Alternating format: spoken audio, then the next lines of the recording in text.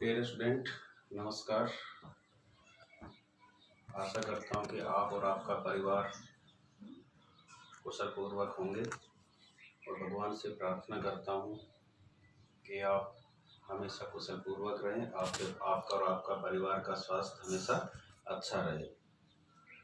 बच्चों, आज मैं आपको बताना चाहता हूँ कि आपकी बोर्ड की क्लास है और बोर्ड की क्लास के अंदर बहुत ज़्यादा हार्ड वर्क करने की ज़रूरत है ताकि आप अपने भविष्य को अच्छी तरह से संवार सके। इसके लिए आपको बहुत ज़्यादा कड़ी मेहनत करने की आवश्यकता है। जो भी वर्क आपके टीचर्स के द्वारा दिया जा रहा है उसको आप अच्छी तरह से घर पर करें ताकि जो ये समय आपको मिल रहा है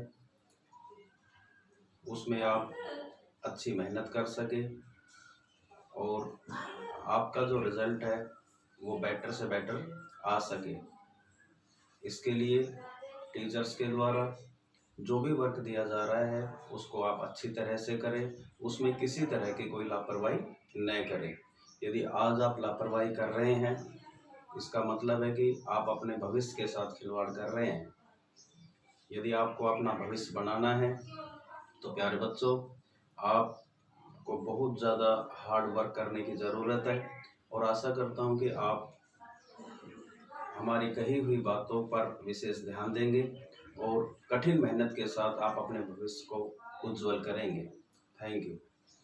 अभी तक जो लेसन हमने आपको पढ़ाया था उसके अंदर जो टॉपिक पढ़ाया गया था वो लेसन था आपका rise of popular movements.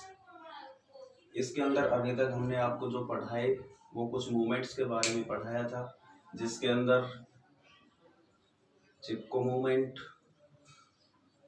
Dalit panthers movement, Narmada बचाओ आंदोलन और भारतीय किसान यूनियन जैसे आंदोलन के बारे में हमने आपको बताया था। आज जो हम आपको बताएंगे उसके अंदर हम आपको सबसे पहले एंटी एरेक मूवमेंट्स के बारे में बताएंगे और उसके बाद आपको राइट टू इंफॉर्मेशन, सूचना का जो अधिकार आंदोलन जो चलाया गया था वो कैसे चलाया गया था, कहाँ चलाया गया था, उसके बारे में हम आपको बताएंगे। जो एंटी एरेक मूवमेंट मतलब ये शराब विरोधी आंदोलन या ताड़ी विरोधी आंदोलन इसको कहा जाता है। दक्षिण भारत के अंदर 1992 के आसपास महिलाओं के द्वारा चलाया गया ये एक आंदोलन है। ये क्यों चलाया गया था, इसका मेन रीजन था उस इलाके के अंदर बहुत ज़्यादा शराब का उत्पादन होता था, ताड़ी का उत्पादन होता था, जिससे इस ताड़ी का जो कंजप्शन था वो बहुत ज़्यादा बढ़ चुके थे। वहाँ के जो पुरुष थे ताड़ी का बहुत ज़्यादा उपयोग कर रहे थे, उपभोग कर रहे थे, जिससे उनकी परिवार की आर्थिक सामाजिक स्थिति बहुत ज़्यादा खराब हो चुकी थी। इस कारण से उस क्षेत्र की महिलाओं ने इकट्ठा होकर ये ताड़ी विरोधी आंदोलन चलाया था।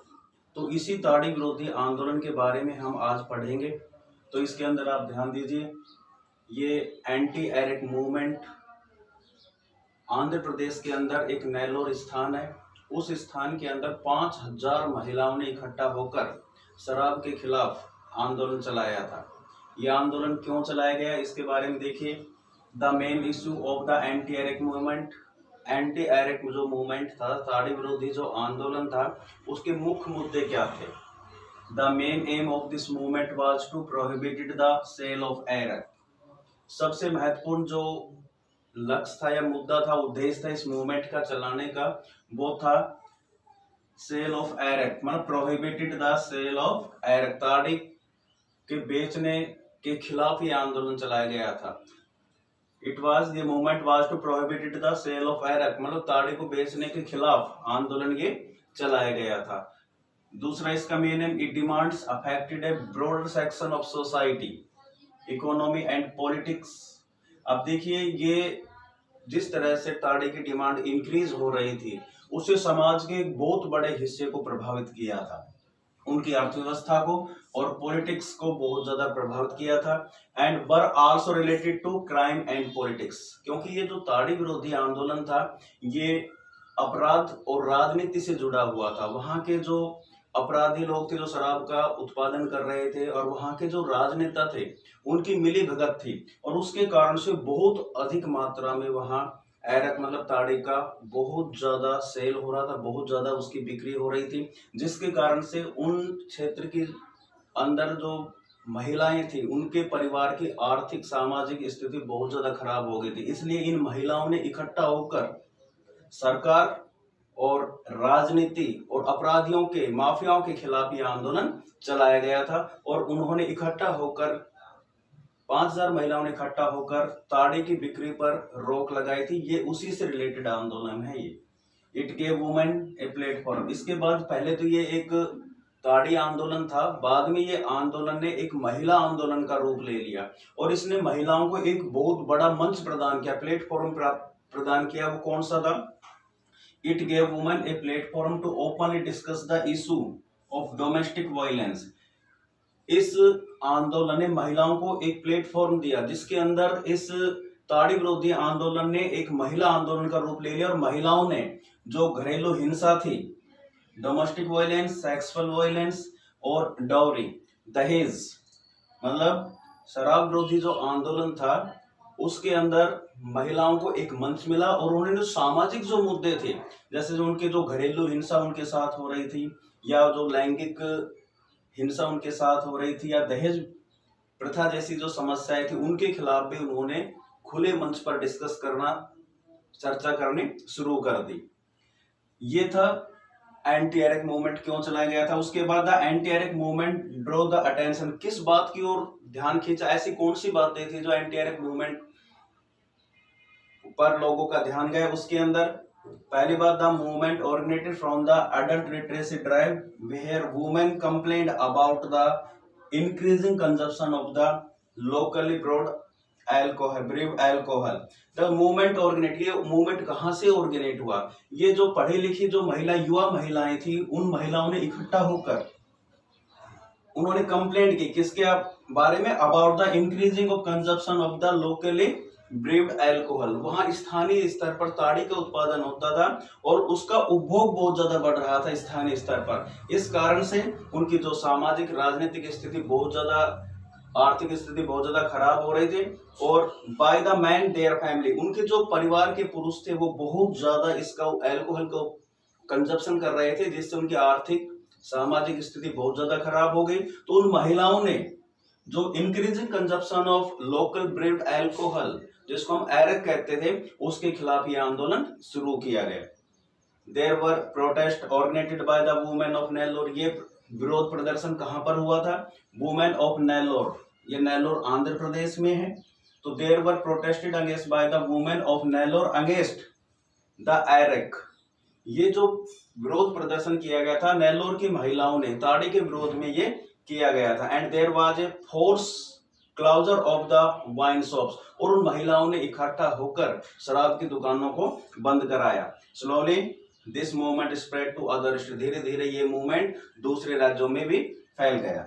इन this movement the rural women of Andhra Pradesh protested against alcohol. इस आंदोलन के अंदर आंध्र प्रदेश की महिलाओं ने शराब के विरोध में, शराब के उत्पादन के विरोध में प्रदर्शन किया।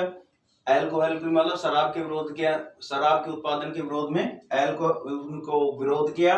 एंड गवर्नमेंट एंड माफिया, किन किन के खिलाफ थी ये महिलाएं?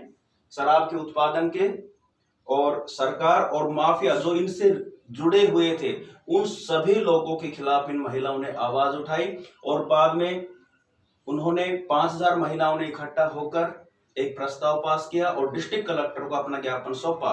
इस कारण से शराब की जो नीलामी थी वो 17 बार रद्द हुई। तो इसी आंदोलन को, जो शराब के खिलाफ जो आंदोलन चलाया गया नेल्लोर आंध्र प्रदेश के अंदर महिलाओं ने इकट्ठा होकर जो आंदोलन चलाया गया था, उसी को हम एंटी एरेक मूवमेंट कहते हैं। आगे हम इसके बारे में, आगे हम राइट टू इंफॉर्मेशन, जो आपका सूचना का अधिकार आंदोलन है, उसके बारे में हम बताएंगे।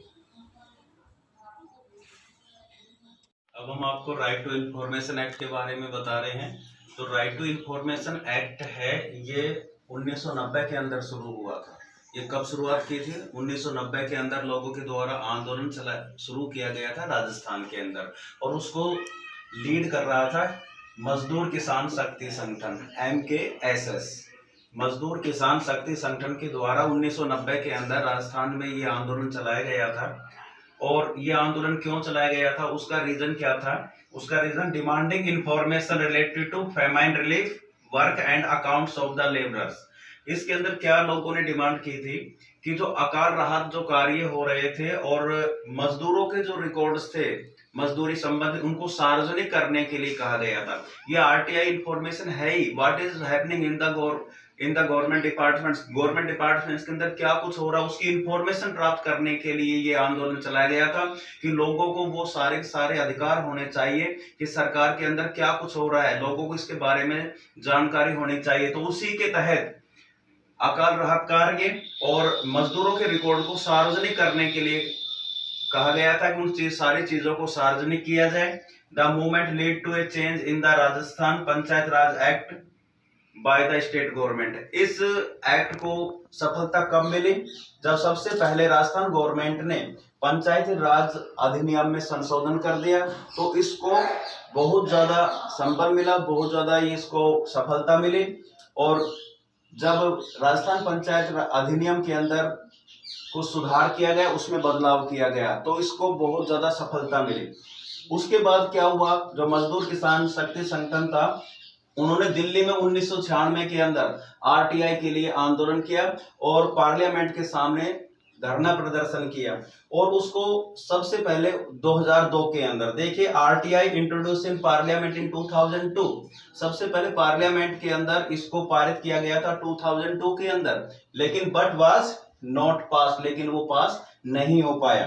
तो उसके बाद 2004 के अंदर इसको फिर रखा गया और फिर भी वो पास नहीं हुआ, लेकिन 2005 में संसद के पटल पर रखा गया और राष्ट्रपति के हस्ताक्षर के बाद वो एक कानून बन गया। तो ये जो आरटीआई जो एक्ट है, ये राइट टू इंफॉर्मेशन एक्ट है।